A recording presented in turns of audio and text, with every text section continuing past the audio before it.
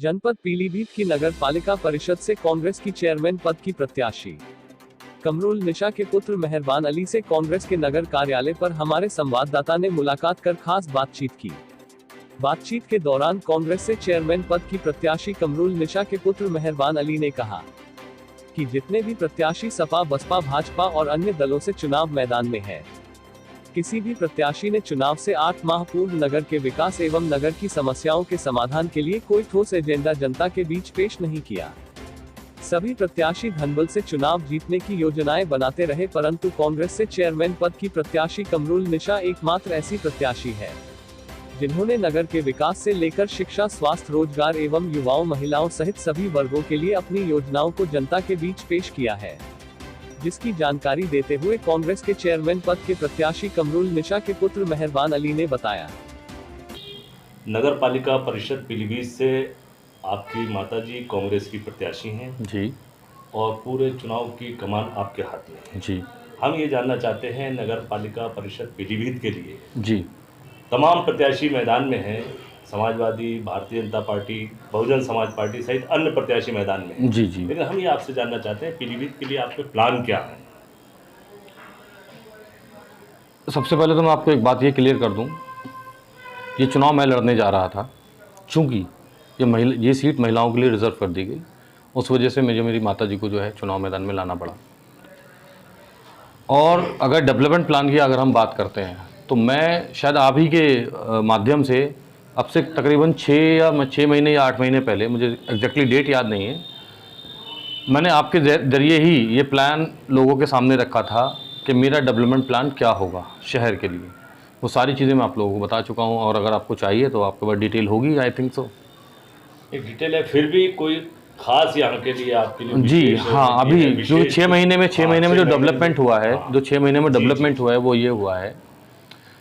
अभी कुछ दिन पहले मैं मध्य प्रदेश में था, इंदौर में।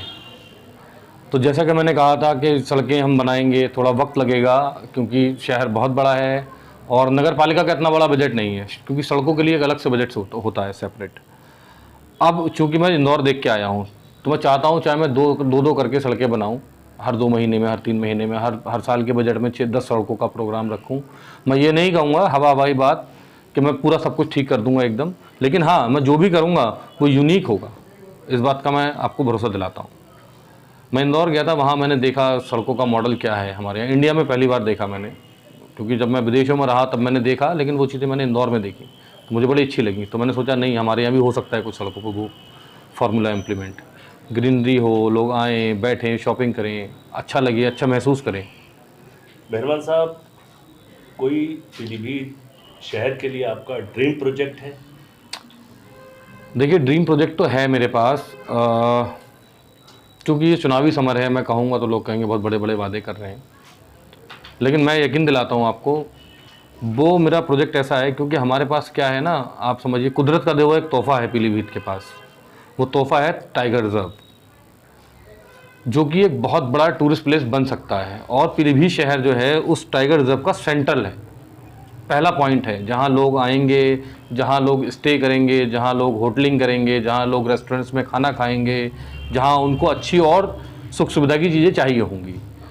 क्योंकि हमारे शहर का जो अगर आप मार्केट एरिया देखेंगे तो it's very poor kind of, मतलब बहुत छोटी चीज़ें थी। हमारे यहाँ के लोकल के लोग अपनी शादी ब्याह के टाइम पे बरेली जाते हैं शॉपिंग करने के लिए। मैं चाहता हूँ कि हम एक ऐसा शॉपिंग कॉम्प्लेक्स इस शहर को दें जहाँ से लोग यहीं पे शॉपिंग कर सकें, हर तरह की बड़े बड़े ब्रांड्स आएँ, अच्छी क्वालिटी चीज़ें यहाँ पे मिलें। कोई बड़े से बड़ा VIP भी अगर पीलीभीत शहर के अंदर आए तो उसे ये महसूस ना हो कि मैं किसी छोटे शहर में हूँ।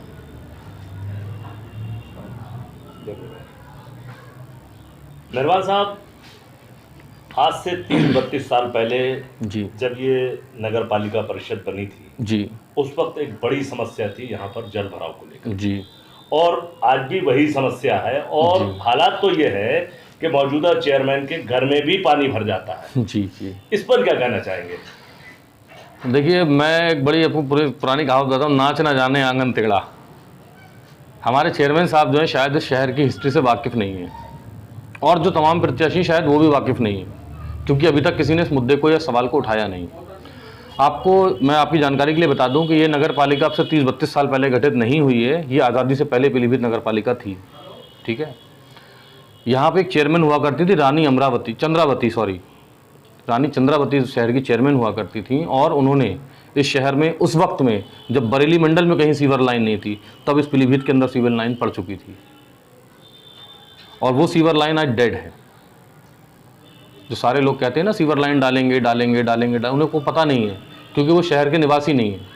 जितने प्रत्याशी चुनाव मैदान में हैं वो इस शहर में या तो बाहर से आए हैं, कुछ लोग हैं जो निर्दलीय चुनाव लड़ रहे हैं, वो हो सकते हैं शहर के प्रत्याशी हैं, लेकिन जो पार्टियां जो दावा कर रही हैं कि हम ये करेंगे, भाजपा के पास बाहर का प्रत्याशी, सपा के पास वो प्रत्याशी जो चंद साल पहले यहाँ आके बसा है, उसको शहर की हिस्ट्री नहीं पता, बसपा के पास वो प्रत्याशी जो शहर से बाहर एक गाँव का रहने वाला, कंचनपुरी गाँव मैंने पहले भी बताया था दूसरे लोगों को, वो लोग शहर की हिस्ट्री से वाकिफ़ नहीं है, उनको जानकारी ही नहीं है कि शहर में क्या है और क्या नहीं है। तो मैं आपको बता रहा हूँ वो सीवर लाइन डेड है, उस सीवर लाइन के लिए एक सीवेज ट्रीटमेंट प्लांट की ज़रूरत है, उसके लिए जगह चिन्हित की हुई है पहले से, क्योंकि जहाँ वो था मोहल्ला बाग बुलशेर खां में हुआ करता था वो सीवेज ट्रीटमेंट प्लांट, उसके ज़रिए जो बरसात का पानी होता था वो वहाँ जाता था, और वहाँ से जो है देवा नदी में उसको छोड़ दिया जाता था। ये सारी चीज़ें मैं कोशिश करूँगा कि मैं उस लाइन को पुनर्जीवित करूँ, या जहाँ पर नई सीवर लाइन डालने की ज़रूरत है वहाँ नई सीवर लाइन डाली जाएगी। मेहरबान साहब जी, आप पीलीभीत शहर की आवाम से क्या अपील करना चाहेंगे?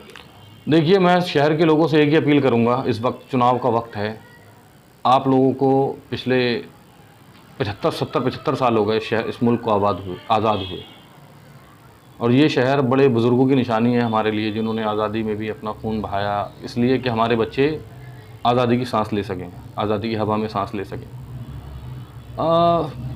आज का जो चुनावी माहौल है मैं देख रहा हूँ, मैं बहुत जगह देखा है, बड़ा धनबल का इस्तेमाल हो रहा है इस चुनाव में। ये प्रशासन की भी जिम्मेदारी है, और ये आप मीडिया बंधुओं की भी जिम्मेदारी है कि आप इस चुनाव को निष्पक्ष तरीके से होने में जो है मदद करें। शहर के लोगों के लिए मैसेज ये है कि उनको ये देखना चाहिए कि लोग जो आज आपको 200-500 रुपये का लालच दे रहे हैं, वो आपके और आपके बच्चों के भविष्य के साथ खेल रहे हैं। वो आपके बच्चों को दिमागी तौर पे गुलाम बना देना चाहते हैं, ऐसे गंदे लोगों से जो अपने बुज़ुर्गों की सीधी राह को नहीं समझ पा रहे हैं कि लोगों ने अपनी जानों में कुर्बानियाँ दी इसलिए कि हमारे बच्चे आज़ाद ख्याल रहें।